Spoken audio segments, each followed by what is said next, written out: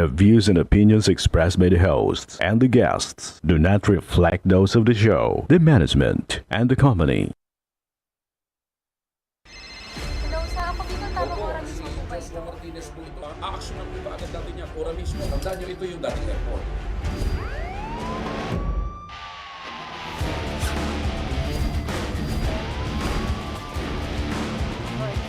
Ano namang kayong dalawa pinagchichismisan yung mga marites kayo, ha?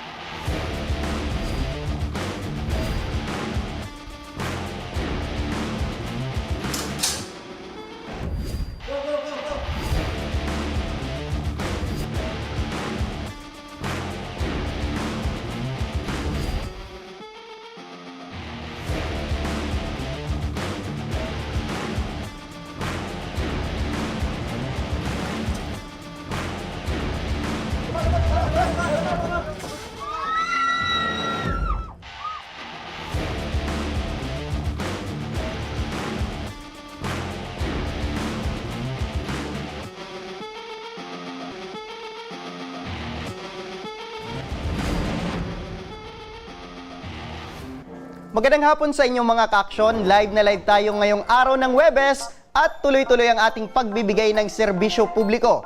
At live tayong napapakinggan sa 90.3 Radyo Oragon Sorsogon, 88.3 sa Catanduanes, 90.7 Legazpi City. At live na rin tayong napapanood sa ating YouTube account.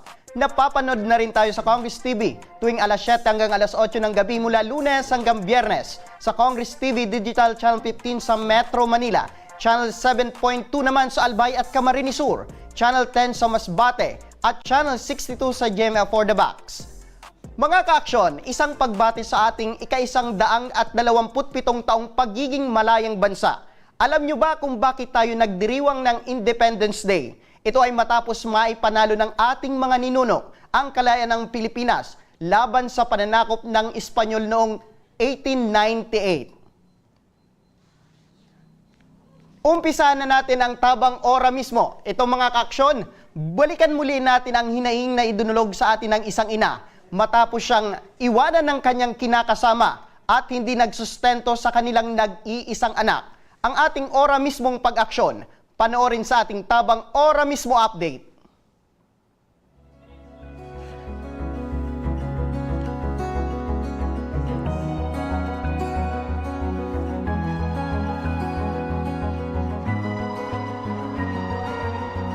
Jade, dali ka na, Jade! Libre na si Mama Gatas. Meme na ikaw? Siya si Natalie Tuazon. 26 na taong gulang. May isang anak. At siya si Jade, 3 taong gulang. Malusog, masayahin, at sobrang kulit. Sa loob ng 3 taon, dito sila nanirahan sa barong-barong na ito sa Sipi, Darga, Albay. Maliit man ang bahay nila at halos pinagtagpi-tagping mga kahoy at yero lamang. Ngunit punong-puno naman ito ng pagmamahal ng isang ina sa kanyang anak.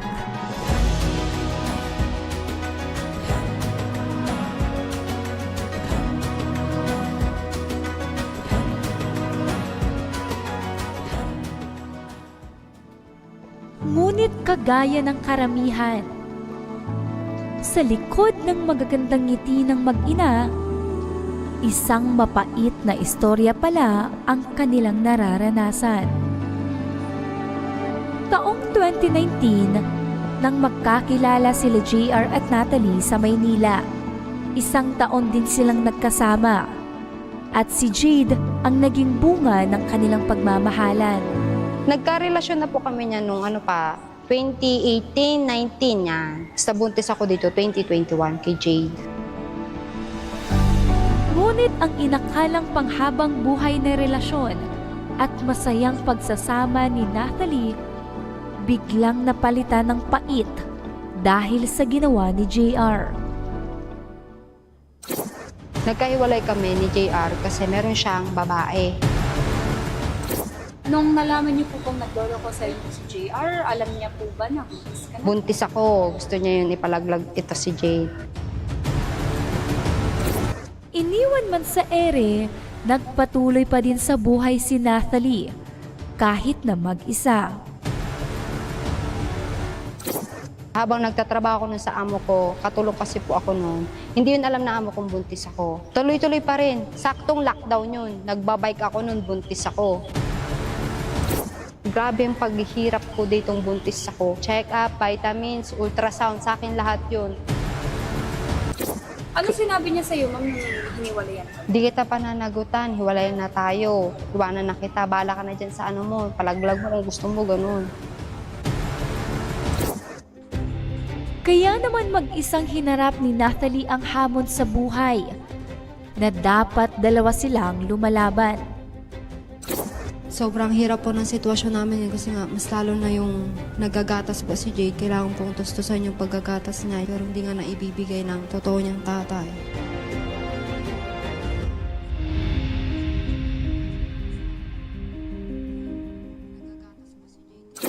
Hanggang makapanganak ka, ma'am, walang anino ni JR. Wala. Kahit nung pag-alagaan niya, wala. Si mama lang yung katuwang kung nag-alaga kay Jade. Yung baby pa siya.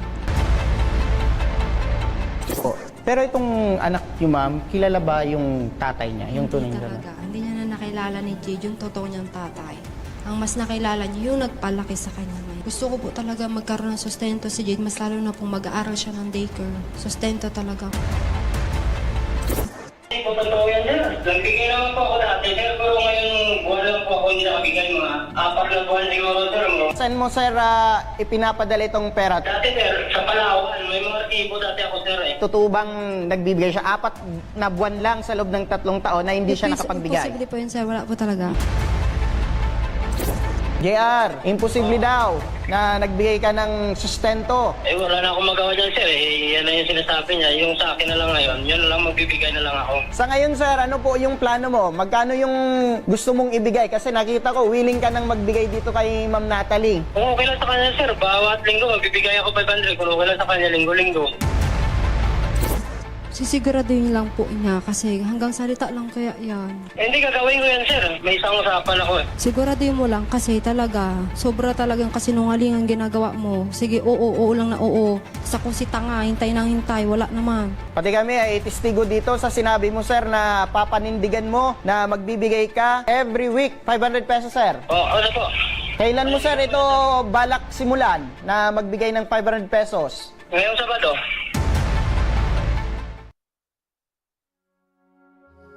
Makalipas lamang ang ilang araw, ay nagpadala na ito kay Nathalie, tulad ng kanyang ipinangako. Ito na po yung mga grocery na binigay po sa akin sustento ni JR. Pinamili ko na po ng mga kailangan po ni Jade.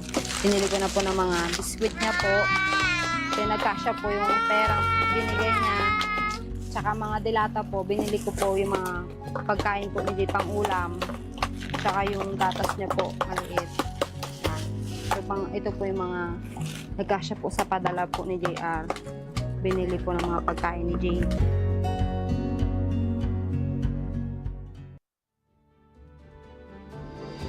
Solo mang hinarap ni Nathalie ang hamon ng buhay. Hindi maikakaila na napalaki niya ng maayos si Jade. At minamahal ng walang katumbas. Kaya ang kwento niya ay isang mabigat na testimonya ng lakas ng isang babae. Na ang babae ay hindi basta babae lang.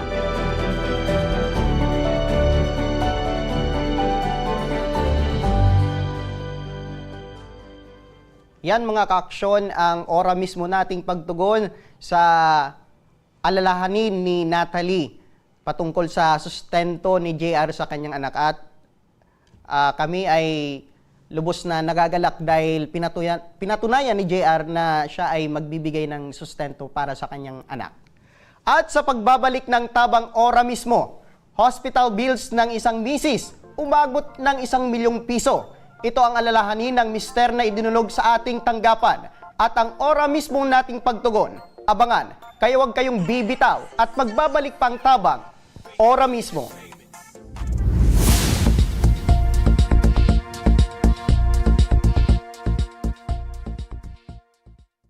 Marahin na aldaw sa Indo Gabos. Ang aldaw na ini ay para sa Indo, para sa tuyang mga kababayang Bicolano na nangangaipuhan kan kalinga, asin manlain-lain na medikal na serbisyo.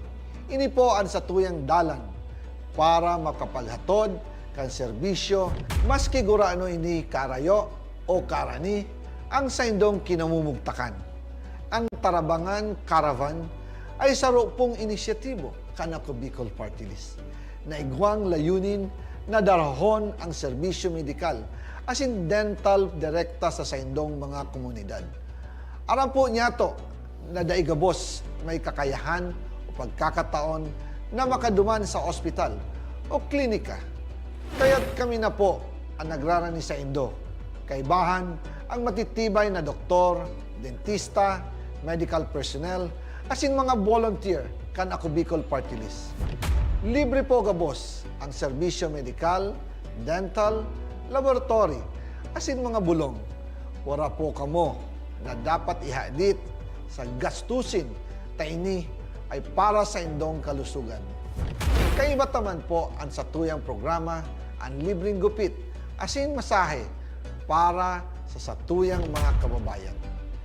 Maliban digdi, may local recruitment activity man kitang unyan. Ini po sarong biyaya para sa satuyang mga kababayan na nag-aanap kitrabaho. Sana po ay makatabang ini sa Indo.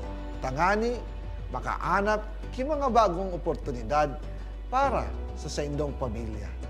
Mga kababayan, buya ko pong ipaabot sa Indo na ako Bicol Party List permi yaon para sa Indo. Sadto ngunyan asin sa maabot. Kami po ay padagos paglilingkod sa bawat Bicolano. Kami po ay nagpapasalamat sa saindong padagos na suporta. Habang yaon ang suporta kan kada Bicolano sa ako Bicol Party List, padagos po niya to dadarahon ang mga programa na direktang nakakapiktar asin nakakatabang sa Saindo Gabos.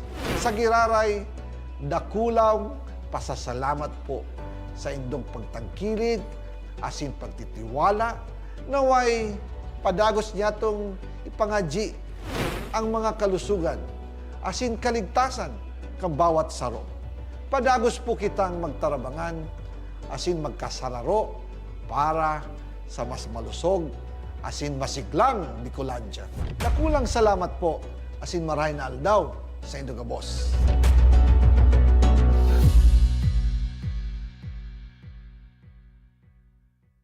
Daan-daan na po ang mga nakapagtapos at may mga kanya-kanya ng propesyon. Sa kanilang pagpupunyagi, walang masidlan ang kanilang mga ngiti. Yun at sa Gabos, nagpapasalamat po ako sa AKB. Gusto ko lang po magpasalamat sa Ako Bicol sa opportunity na tigtatao po arag po sa kuya na estudyante. Dahil naandyan lang, katuwang lagi, Ako Bicol, katabang na, kasurug pa. Hindi rin nagpahuli sa pagtugon sa mga pangailangan ng ating mga healthcare workers at mga frontliners. Sa simula pa lang nitong pandemya, hanggang sa ngayon, walang humpayang pagtulong. Ay, nagpapasalamat po ako sa pagtaunin tabang hali sa ako Bicol Party List. Papasalamat kong dakula sa duwang congressman. Tayo nakakatabang sa muya sa gabi. Maaasahan, Ako Bicol, katabang na, kasurug pa. Tucked away in the province of Albay, known for its perfectly shaped Mayon volcano, Misibis Bay Resort, a locally owned 5-hectare private island resort. The resort is ready for all those looking to balance tranquility and adventure. This tropical destination is where guests can either choose to relax under the palm trees or have an adventure under the sun.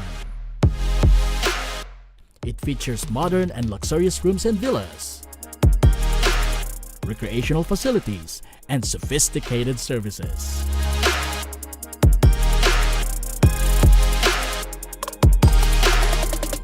Come and experience Misibis Bay Resort, your tropical island getaway.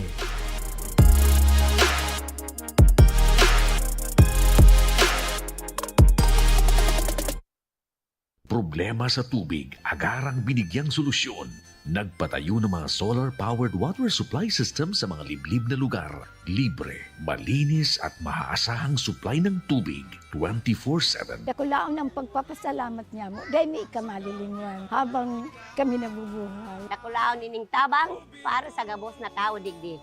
Salamat po. Para sa ating mga kababayang nasa laylayan, ako Bicol, katabang na, kasurug pa. Libo-libo na ang mga nabigyan ng tulong medikal. Bata, matanda, kahit sino man, lahat ng mga may karamdaman, may maaasahan. Nagpapasalamat sa Ako Bicol Party List. Hindi po namin makakalimutan ang tulong na dinala ninyo dito sa aming bayan. Maraming salamat po. Dahil iisa lang ang tunay na nagmamalasakit. Ako Bicol, katabang na, kasurug pa.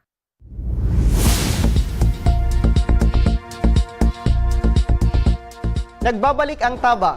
Ora mismo, itong mga kaaksyon, kasama natin ngayon si Tatay Nestor Madrideo at ang kanyang alalahanin ngayon ay ang lumobong hospital bills ng kanyang misis na na-hospital dahil sa sakit na goiter. Magandang hapon sa iyo, Tatay Nestor. Magandang hapon, ma'am po. Apo, kamusta ka, Tatay? Okay lang po. Apo. Ngayon, kamusta na itong misis mo? Bali po, nagpapalakas na po at nasa bahay na po. Apo. Kailan siya, sir, na-admit itong misis mo? Yung una po, January 26. At ang pangalawa po, May 26. May 26. So, Yung bali pangalawa. dalawa, sir, na na-admit itong Opo. misis mo? Opo. So, sa unang beses na na-admit siya dahil din sa sakit na goiter? Opo. Yung pangalawa po, bali po, ibang kausa. Nagsuka po siya ng 2 days at matinding ubo. Yun po ang kausa niyang pangalawang admit. Ito bang misis mo, Tatay Nestor, talagang sakitin talaga ito? Ay hindi po, bali po ang nangyari po noon nung may goiter po talaga siya nung 2002. Nag-maintenance po siya. Kaso po hindi napatuloy yung pag-maintenance niya. Yun po ang nangyari, biglang inatake po ng goiter. Sabi po ng doktor, bali komplikasyon na po yung puso. So, ibig sabihin, Tay, maliban sa na-diagnose itong ng goiter, meron pang ibang sakit ito ang iyong misis? Opo, bali po nagkomplikasyon na po yung niya. Bukod po sa lumaki yung puso, yung may po nag-bloated po yung tiyan niya. Ano yung mga kadalasan, Tay, na nararamdaman ito ni misis mo nung hindi pa ito na naidadala sa ospital? Nung una po, bali po, ang sinasabi niya sa akin, nangihina siya.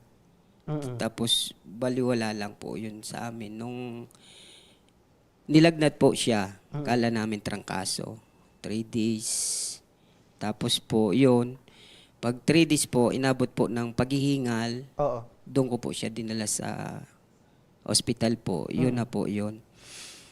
1 buwan po siyang na-oxygen. Opo. Tapos, maaari ba namin malaman, sir, kung bakit lumobo itong hospital bill nyo sa hospital? Ito ba'y nag-undergo si Mrs. sa operasyon? Or ano yung naging cause kung bakit lumobo itong hospital bill nyo? Bali po yung una po, inabot po kami na mahigit 2 buwan. Lahat pong laboratory.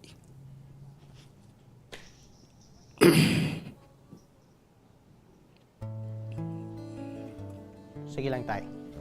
Gaano kahirap, Tay, na umabot kahit hindi tayo sigurado na makakabayad tayo, ay pinatuloy natin na gumaling itong misis nyo na hanggang sa umabot sa 1 milyon?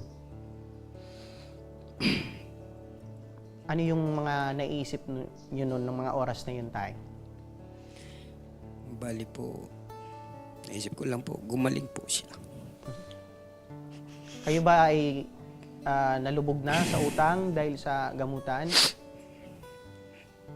May mga utang rin po. Sala ba?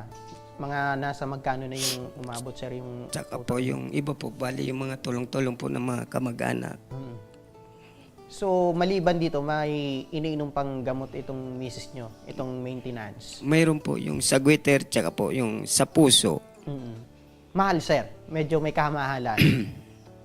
Kailan ba dapat ito? Araw-araw ba dapat na makainom itong misis mo ng gamot? Bali po, sabi ng doktor po, ganun na po mangyayari dahil wala naman po, hindi naman pwedeng operanda po yung puso niya. Kaya bali po, aasa na lang po sa gamot. Yun po ang sabi ng doktor. Oo. Pero ito, sir, na magkasakit itong misis mo, ano yung pinagkakakitaan niya or trabaho? Bali po, ano po kami, street vendor po kami bago po nangyari yung kuwan na yun. Nung pandemic po, bali nagtitinda na lang po kami hanggang sa bago siya po magkasakit. Okay. Nung na-admit na siya, sir, sa ospital, sino yung nagbabantay? Ako po, nung una po talaga ako dahil hindi naman pwede itiwala po sa iba dahil po naka-oxygen po siya. Pero yung trabaho mo, sir, paano yung... Bali po, hindi po. Bali, umaasa lang po kami sa tulong ng mga kamag-anak. Natigil ka, sir, sa pagtatrabaho dahil din sa pagbabantay mo dito kay Opo, misis? sa pagtitinda po. Ano Hindi na yung po ako tinitinda nyo, sir? Bali po, street food po kami. Diyan kayo nagtitindihan sa Bangkiruan po. Bangkiruan, sa Legazpi. Kayo ba may anak na? Meron po. Ilan Dalawa. yung anak nyo? Dalawa po. Apo. Meron ka na bang anak na nagtatrabaho or nakakatulong sa pang-araw-araw? Mayroon po yung panganay ko po. Nasa parcel po siya. Sumasapat naman ba yun, sir, na ibinibigay sa inyo, nakita ng anak nyo sa pang-araw-araw nyo, especially sa sinabi mo na merong maintenance itong misis mo? Pinagkakasya na lang po, sir. Pero may mga times, sir, na nagkukulang na kayo ng supply ng gamot ng misis nyo. Ano yung ginagawa nyo, sir? Bali po, nangungutang po ako sa kapatid ko. Yun po ang ginagawa ko. Pag magkausap kayo ni misis, may mga times ba na pinanghihinaan ng loob itong misis mo? Ano yung mga kadalasan na sinasabi mo sa kanya? Wala po, sabi ko lang, gagawin ko po ang lahat para lang kumaling siya. Gaano mo, sir, kamahal na itong misis mo? Mahal naman ko po. So nagkakilala kayo, sir, dun sa pinagtatrabaho nyo dati sa isang laundry shop? Ay, hindi po. Bali po, ang kwento niyan, kapitbahay ko po talaga yan. Doon po kami na. Tapos isang eskwelahan may sa elementary hanggang high school. Magkaklase na kayo talaga? Hindi po, isa lang po. Kasi ahid po ako. Tapos doon na kayo na nagsama. Paano kayo nagsama, sir? Nung plinano mo na siyang asawahin? Bali po, ano lang. Yung pangyayari pong hindi inaasahan. Iyo po. Pero at least, sir, hindi ka naman na dinadapuan ng sakit? Ay, hindi po. Gaano kahirap, sir, na nakita yung misis mo na nahihirapan? Mahirap po.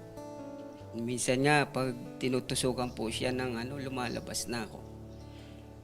Pag kinukuhaan siya lagi ng dugo, halos noon po wala nang makuhang dugo dahil po sa sobrang payat na niya. Kaya nag-weave po ako noon nung laging kinukuhaan siya ng dugo na walang makuha. Nung nilalaboratory po. Opo. Okay. Nag-weave na po talaga ako. May mga oras ba, sir, na nung na-admit itong misis mo na kumbaga inaalala niya ni misis na baka mahal na yung gagastusin natin, huwag ka nang mag-abala. May mga times ba nun, sir, na nagsabi na siya nun? Opo, tsaka nung nga po, gusto na niya talagang lumabas kahit hindi pa siya masyadong magaling. Sa part mo, sir, ano yung nararamdaman mo, yung sinasabi mo sa kanya tuwing sinasabi niya yon? Sabi ko, gagawin ko lahat para lang gumaling ka, patatag ka.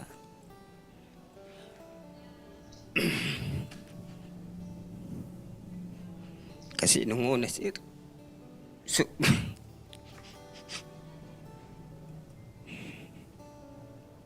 Sige po, sir.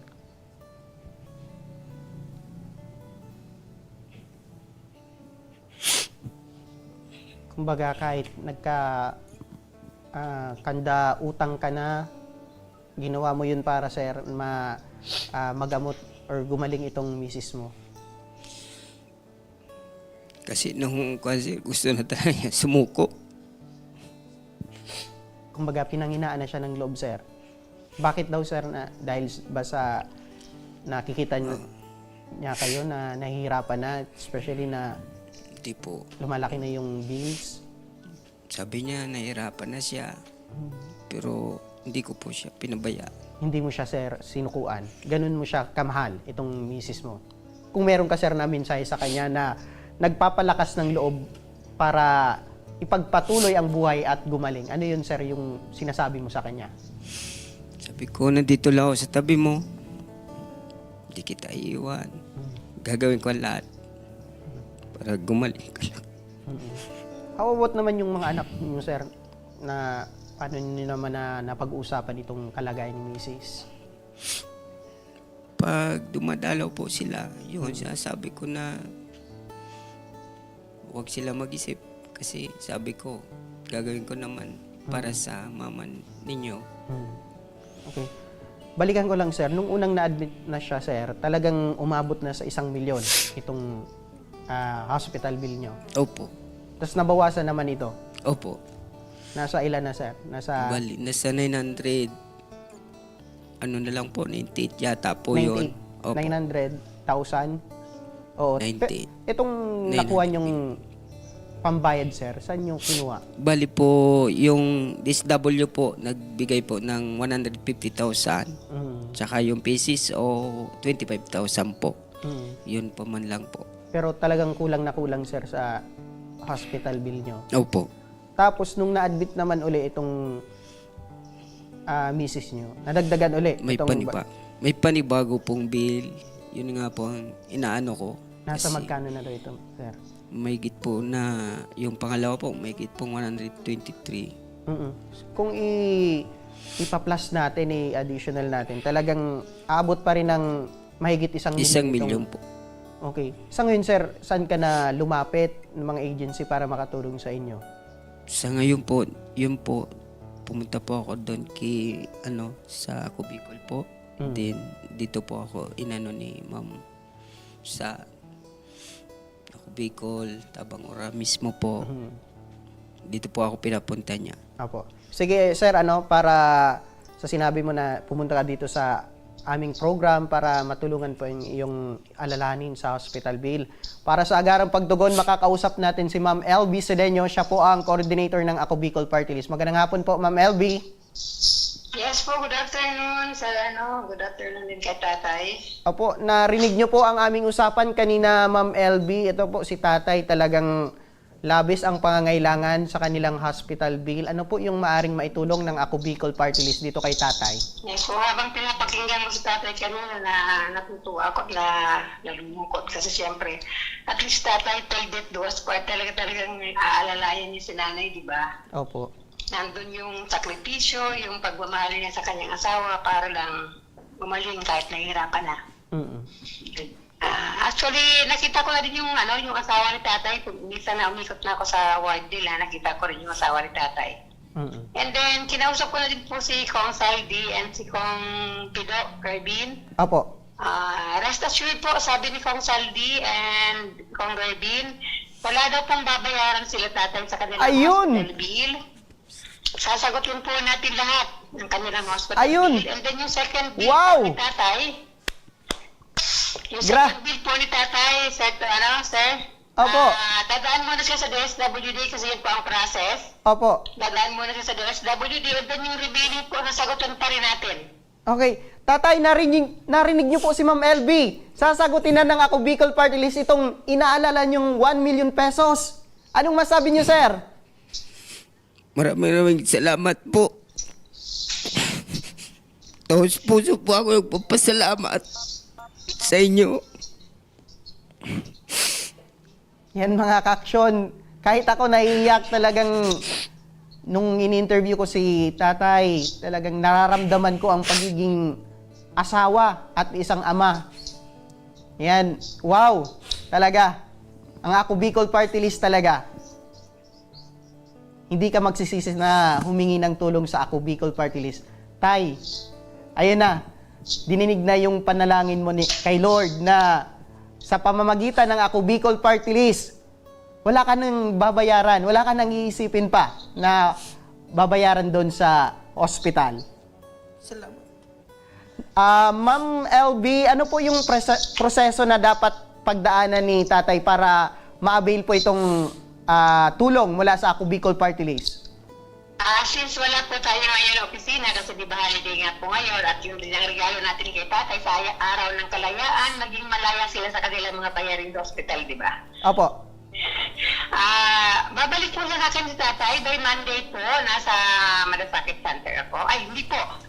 Nasa Bicol Desk na po pala tayo ha. Babaguhin na po natin ngayon yung wala na po tayo sa Malasakit Center. Nasa Ako Bicol Desk na po tayo. Meron tayong table yung Ako Bicol through Congressman Saldico and Congressman Pido Garbin. Opo. Puntahan lang po ako ni tatay or i-message lang po niya ko. Ibigay niyo po yung number ko. Alam po ni Mr. Jeremy yung number ko. Sige po, ma'am. Sa messenger account ko, i-message lang po nila ako. Opo. Kahit anong oras po, nag-reply ako sa mga pasyente, sa mga kliyente na kailangan ng tulong. Opo. Sige po ma'am, kung meron kang mensahe rin sa katulad ni tatay na nangangailangan po ng tulong medikal mula sa Ako Bicol Party List, ano po yun ma'am? Sa lahat po na nangangailangan ng tulong dyan na nasa hospital naman po at nasa BRSMC, pwede niyo po akong tawagan sa mga number na ibibigay po ng Tabanguran mismo mamaya. And then, i-message niyo po ako sa messenger account ko, nakapublic naman po siya. Lagi naman po tayong handang tumulong sa mga nangangailangan ng tulong. At yan po ang utos sa atin ni Kong Saldi and ni Kong Garbin. Ang Ako Bicol po, kahit walang eleksyon, lagi po tayong nasa pagtulong sa kapwa natin at kailangan alalayan sa panahon sa oras ng kagipitan, di ba? Nahiya ko tatay kasi nakikita ko yung tatay na kahit ako ma'am. Opo, kahit ako ma'am LB, nararamdaman ko yung bigat tapos iniisip pa ni tatay itong hospital bill. Opo, nakakabilib ni tatay, di ba? Kung iba-ibang lalaki susuko na sila. Pero sa tatay talaga nakikita ko yung determinasyon sa kanya na gumaling yung asawa niya, matulungan sa mga pangangailangan, matulungan sa nararamdamang sakit, kahit na, di ba, kahit pa paano, pag-aanin yung nararamdaman ng asawa niya sa oras ng kanilang kagipitan. Tama po ma'am. Kasi yung asawa niya talagang pinanginaanan ng loob, pero si tatay talagang humawak sa pag-asa na gagaling itong misis niya. Opo, lagi siya nakakapit sa Panginoon. Tama po, ma'am. Lagi po natin tatandaan na Ako Bicol Party List po handang tumulong oras ng ating kagipitan. May election man po, wala. Lagi po tayong handang tumulong. Tama po, ma'am. ma'am. May mga opisina po tayo sa mga probinsya, sa 6 na probinsya po, sa Bicol Region. Lagi po tayong bukas sa mga nangangailangan ng tulong. Opo, dahil po dyan ma'am, maraming salamat po. Yan po si Ma'am LB Sedeño, ang coordinator ng Ako Bicol Party List. Maraming salamat po ma'am. Thank you so much. God bless. Opo, Tay, ano yung nararamdaman nyo ngayon? Kahit ako talagang nagagalak at nabigla talagang from Ako Bicol mismo na zero billing na, wala ka nang iisipin pa. Ano yung gumaan ba na bunutan ka ng tinik, Tay? Ano yung nararamdaman mo ngayon, Tay? Masaya po. Masaya. Nagsisi ka ba, sir, na lumapit sa aming program at Ako Bicol Party List? Hindi po. Yan po ang Ako Bicol Party List, Tay. Nakatabang na, tutulong pa, kasurog pa. Yan po ang Ako Bicol Party List. At maliban dyan, Tay, tanggapin nyo po itong grocery pack mula sa aming program para sa inyong pamilya. Yan. Salamat po. Apo. At panalangin namin na wag nang magkasakit pa itong misis mo para hindi na bumalik tayo sa ospital. Alright? Salamat po. Opo. Sige. At dahil sa nabilib ako, sir, sa katagan ng iyong loob na wag panghinaan sa iyong misis dahil dyan, sir, saludo po kami at advance na Happy Father's Day sa inyo. Salamat po. Yan mga kaaksyon. Natunghayan natin mismo ang pagtulong ng Ako Bicol Party List dito sa alalahanin ni Tatay Nestor from Bangkeruhan, Legazpi City, na lumobo ang hospital bill dahil sa na-hospital ang kanyang asawa dahil sa sakit na goiter, at maliban dyan at mayroon pang ibang sakit. At least, nakalabas na itong mismo at gumaling na. Ang inaalala na ngayon ay yung hospital bill, pero dahil sa Ako Bicol Party List, sa paraan na mula sa Ako Bicol Party List, ay wala nang iisipin pa ito si Tatay Nestor. Maraming salamat din, Tatay Nestor, dahil kami po yung nalapitan nyo ng tulong at hindi ka nagsisi, dahil ang Ako Bicol Party List ay tutulong po yan. Sa panguna po yan ni Kong Saldico at Kong Attorney Alfredo Garbin. Yan, Tay, asahan nyo po na alalayan ka ng aming team para sa magiging proseso hanggang sa matanggap nyo itong libreng serbisyo mula sa Ako Bicol Party List. Ayan, mga ka-aksyon, samantala, 2 lalaki ora mismong nalambat sa pinagsanib puwersa ng PDEA Regional Office 5, PDEA Albay, Philippine National Police Drug Enforcement Group o PDEG at Ginubatan PNP. Ang ilang pasilip, panoorin natin sa lambat.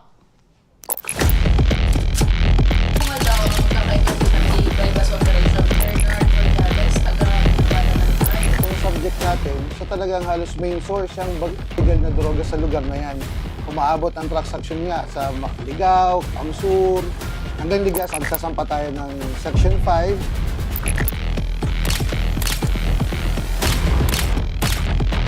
Nagbebenta ka ng droga? Sarap. Kasi pinagkamagkaya ko yan, ang bakal ko. Nag-asikoso sa manok niya. Ikaw daw na 600. Daw mo siya nagpapagalan. Tagalaga sa manok. Nasa likod ko ang 2 suspect na nahuli sa ating isinagawang bypass operation. Kasama ito na yan, samahan kami sa aming gagawing operasyon. Ano ginamit ng biktima ang karumal na pagsasakay ng ngayon ako, si Nomer Corporal, at ito si Lampan.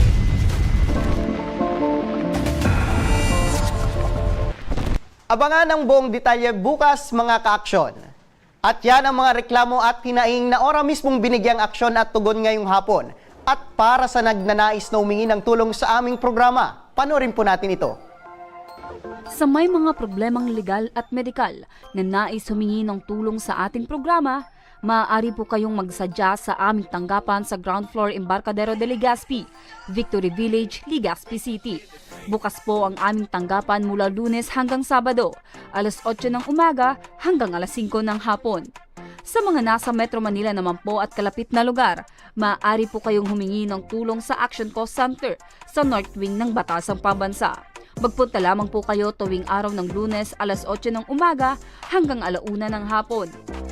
Maaari na rin po kayong magtungo sa Tabang Ora mismo Satellite Office sa Camarines Norte sa Provincial Capitol Building, Barangay 3, Daet, Camarines Norte. At para naman sa mga taga Camarines Sur, maaari na rin kayong dumulog sa Zone 2, Tagungtong, Goa, Camarines Sur. Bukas po ang aming tanggapan mula Lunes hanggang Biyernes, alas 8 ng umaga hanggang alas 4 ng hapon. Maaari din kayo magpadala ng mensahe sa aming official Facebook page na Tabang Ora mismo. Kahit anong reklamo ay amin pong tinatanggap.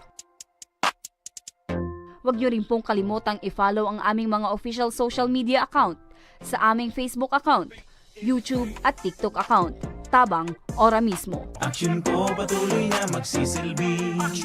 Action ko sa mga Hanggang bukas, mga ka-aksyon, sama-sama pa rin nating aksyonan ang mga problemang medikal at legal. Ito ang programang may paninindigan, tutugon sa inyong pangangailangan. Ako po, si Nomer Corporal, at ito ang Tabang Ora mismo.